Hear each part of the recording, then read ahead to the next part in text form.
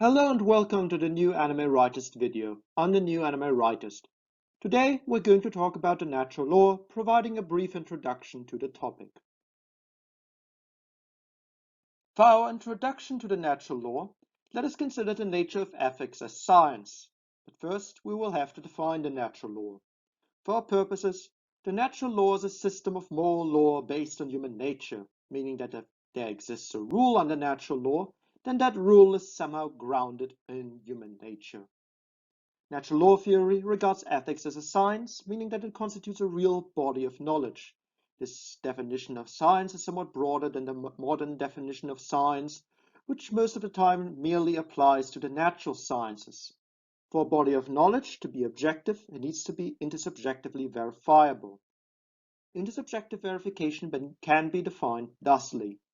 Given that we use the same methods and principles under similar circumstances, we should be able to come to the same conclusions about something. Now, some may say that ethics or moral theory wouldn't constitute a real science, since moral philosophers disagree all the time.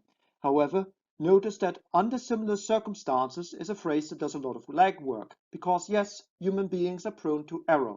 However, under idealized circumstances, even human beings should be able to agree, given that we use the same methods and principles under similar circumstances. To understand the natural law, we will have to address the nature of moral ought statements. Like other moral theories, natural law makes use of ought statements. To give an example, you should avoid lying is such an ought statement. One of the main difficulties we have to address is how natural law derives moral imperatives from purely factual statements. Obviously, this is a big discussion in moral philosophy, with philosophers like David Hume thinking that deriving an ought from an is pretty much impossible. We will have to show that this is not so. In order to understand natural law's moral ought, let us turn to hypothetical and categorical imperatives. In ethics, we usually distinguish between hypothetical and categorical imperatives. Categorical imperatives make us act in accordance with duty, regardless of specific ends. The most noteworthy example of a categorical imperative is Kant's categorical imperative. An example of a categorical imperative could be, Ray shouldn't stab Asuka, no matter what particular end she is striving towards. Hypothetical imperatives, on the other hand, are imperatives that require us to act in a certain way, given a certain end. Let's say that Ray really doesn't want to disturb Shinji. In that case, it is necessary that she doesn't stab Asuka in front of Shinji. It is interesting to note that natural law theory exclusively makes use of hypothetical imperatives. Let's now turn to the is-ought problem using hypothetical imperatives. Hypothetical imperatives are statements or descriptive statements insofar as they describe conditional necessities. They thus describe the necessary conditions for obtaining a certain end. To give an example, I have to use an umbrella provided that I don't want to get wet in the rain is a prescriptive statement on the one hand, but on the other hand, it's also a descriptive statement describing the conditional necessities or the necessary conditions for obtaining the end of not getting wet in the rain. This allows us to come to the conclusion that some ought statements are factual statements. Let us turn to hypothetical imperatives and necessity. Most uses of the hypothetical imperative are only individually binding insofar as a person A wants to obtain an end E. Some hypothetical imperatives are binding due to the nature of an object. To look at another example, as a member of an all-boys club, I can only let male members join. I can't bring Tomoko to the club, even if I would like to. Now, this is interesting because the very nature of the club, as the thing that it is, gives us certain obligations. Notice how club membership creates universalizable rules that are binding qua club membership. Shared ends create shared obligations. Now, let us turn to the guise of the good argument. It is true that humans act. Further reflection will also show us that conscious human action always consists in acts directed towards a desired state or end. To desire an end E means that we regard E as a partial good. Partial here meaning that we might think that there's something fishy about that good, i.e. we do know that something about it might be bad, or it might just be more desirable in the state that we currently are, in, or more desirable in a state that we would be in if we weren't choosing that good. Now, this kind of argument is known as the guise of the good argument.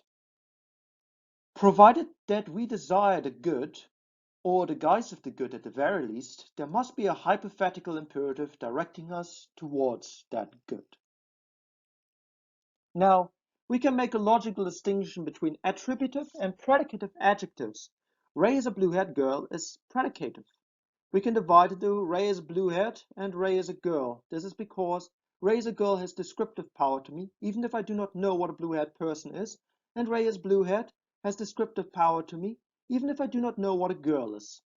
X is a small apartment, on the other hand, is attributive. We cannot divide into X is an apartment and X is small.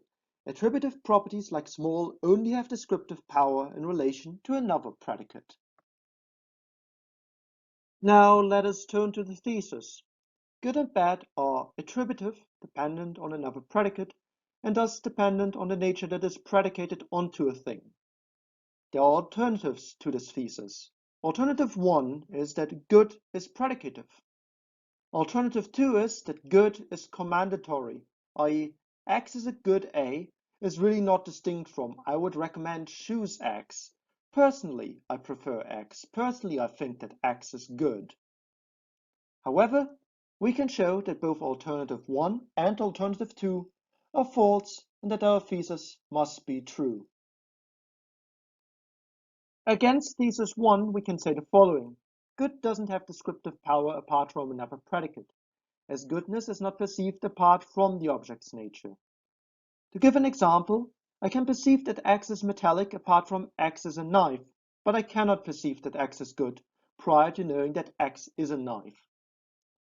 Against thesis 2, we can say that good does have actual descriptive power, and therefore shouldn't be regarded as merely commendatory. To give another example, X is a good knife has real descriptive power provided that we know what a knife is, what it does. We can now discuss instrumental goods and the human good.